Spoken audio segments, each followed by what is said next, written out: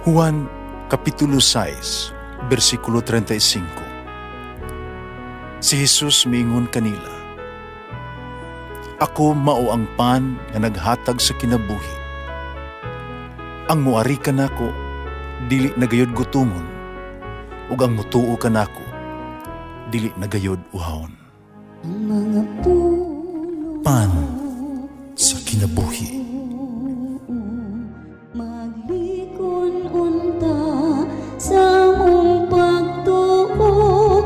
Gagaka kami sa pagtuman sa imong mahal nga kasuguan. Ginumanaakan ninyo. Santo sa Ebanghelyo sumala ni San Juan. Si Jesus miingon, "Ako ang dalan, ang kamatuoran, ug ang kinabuhi. Walay makaadto samahan, dili mo agi kanako. Kung nakaila mo kanako, nakaila usab mo sa akong amahan. Pagkatinuod, nakaila og nakakita namo niya." Nangutan na si Felipe, "Ginoo, pagitae mi sa amahan, iguro na." Mitubag si Jesus, "Dugi na akong nakig-uban ninyo, wala ka gihapon makaila kanako, Felipe. Ang nakita nako, makita usab sa akong amahan. Nung miingon ka, pagkita ako sa amahan, wala ba ka mutuo na naa ako sa amahan, amahan aniya kanako? Wala ba ikan nako ang ako ang isulti, ang amahan nga mo'y nagpuyo dinhi kanako, naghimo sa iyang gibuhaton. Tuhi iko, believe, sa ako ang pag-ingon, na naa ako sa amahan, amahan niya kanako. Tuhoy iko, labing minus, tungod sa gimatuod sa ako ang mga buhat. Sa pagkatinuod, sultihan ko kamo, na nagtuo ka na ako upadayon sa ako ang mga buhat. Kani nagbuhat siya labaw pa, kay moadto man ako sa amahan. Ang inyong pangayoon sa akong ngalan, akong buhaton, himayaon ang amahan diha sa anak. O ang pangayoon ninyo, na nagtawag sa akong ngalan, akong buhaton." Ang Ebanghelyo sa Ginoo. Pasalamati ang Ginoo, kay siya maayo, ang iyang gugma mulungtad hangtod sa kahangturan. Pasalamati ang Diyos sa tanang mga Diyos, ang iyang gugma malungtaron. Pasalamati ang Ginoo sa mga Ginoo, ang iyang gugma malungtaron.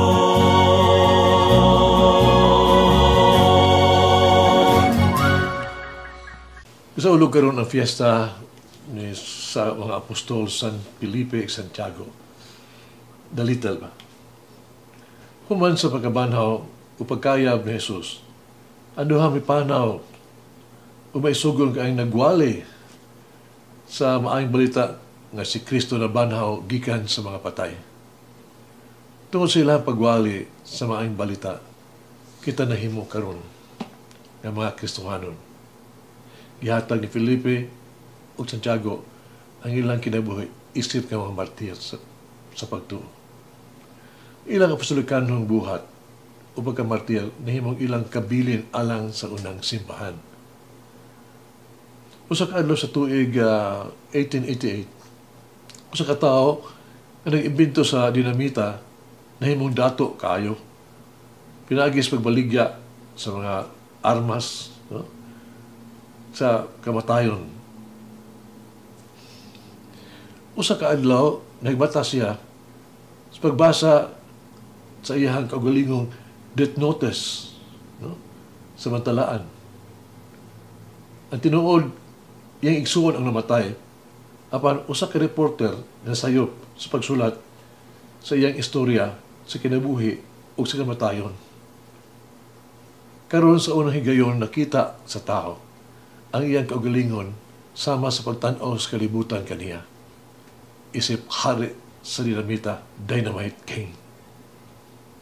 Pero sa kalibutan siya giila lamang nga usa ka magpatigayon sa kamatayon, merchant of death. O siya, hinunuman tungod siya lamang ni Ana. Nalisang siya, nagbasol siya. Ang iyang imbensyon gigamit alang sa pagdaot. Dautang katuyuan. Usa nagbilin siya dakong pundo. Ang interes ni ini gamiton sa ka-foundation. Ang interes ni gamiton pagtukod, pagsuporta o paghatag og premyo alang sa labing bililhon sa tanan nga mga tao kada tuig. Ganti na Nobel Prize, Nobel Peace Prize, naghihatag alang sa talagsaong kontribusyon sa natad sa siyensya o papangita sa kalinaw sa kalibutan. Ang premyo, nga kapenso sa kamilyon nga dolyar, gihatag kanunay di seremonya kada Desembre di sa Oslo, Norway. Ang Swedish nga chemist industrialist nga si Bernard Alfred Nobel, hinumduman karon dili isip dynamite king o hari, kundi sa katao sa kalinaw. Ato ang kinabuhi, mahimong dili sama sa lagsaon sa kinabuhi ni San Felipe ni Santiago o ni Alfred Nobel. Apang gilauman nga magbiling kita og usa ka kabilin. Ato pangaton atong kaugalingon. Unsa ka ang maong kabilin? Mayo ba? Kini o dautan? May nagtampo ba nga ta? Bisag gamay sa paghimo ni ining kalibutan nga mas maayong puyanan? Ikaw lang ug ako sa hinlagman sa itong kasing-kasing makatubag ni Anan mangutanahan. Nagampo kita. Amahan, pasalamat ko kanimo sa gahom sa pagkabanahon ni Jesus sa itong Ginoong Jesucristo. Mahal kini usa ka maayong balita. Ugahin lang kami ug kadiyot karon aron lang magpasalamat kanimo. Salamat Ginoong Jesus. Ikaw wala lamang mamatay sa krus alang sa mga sala, kundi nabanhaw ka gikan sa mga patay. Aron kami makabaton, umudaugon, Kristohanong kinabuhi din sa yuta, sama sa langit. Amahan tuguti, ang tanang naglakaw sa gakom sa kamaturan, sa makabanhaw. Ako, nag-ampo sa ngalan ni Jesus. Amen. Mama Mary, teach me to know your Son as the way, the truth, and the life. Ulangin ang Diyos magagawang sa tanan, Amahan, Anak, Espiritu Santo. Amen. May the Lord of the divine mercy bless us all, heal us from all diseases and suffering. Ayun unta niya kita, tanang mga sakit na sa lawas, o sa kalag, body and soul. In the name of the Father, the Son, and of the Holy Spirit. Jesus, I trust in you. Amen. Whoever eats the bread of life will never hunger, says the Lord. Kay galaan inyong nabati ang pagpaambit ug hamubong pamalandong sa pulong sa Dios pinaagi sa tulumanon pan sa kinabuhi nga gidumala ni Monsignor Daddy Silva.